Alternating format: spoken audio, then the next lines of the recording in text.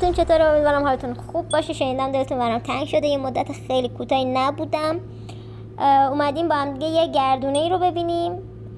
شما اینجا آیتماشو میبینید، خیلی خیلی آیتمای باحال و خوشگلی داره. به نظر من خیلی خوشگله، ولی خب من یه دونه‌شو تونستم بگیرم. اگه شما دوست داشتین میتونین کامل فولش کنین و واقعا ارزششو داره دیگه. هولگرش خیلی خوشگله، خیلی خوشگله. یعنی آخر ویدیو ببینید هولگر رو باهاتون حرف میزنه.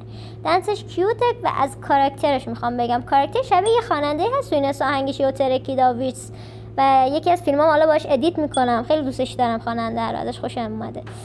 و اینکه یه رفیقی داریم ما، بچه خودمون که بازی میکنه، این قبلا اومده بود، ماشاءالله انقدر سفیده، خیلی سفید بود، خیلی اومد. نمیدونم بار اول یا بار دوم کاراکتر رو گرفت. امیدوارم شما هم سفیدی رو بیاره بهتون و زودی بگیرینش. خدا نگهدار.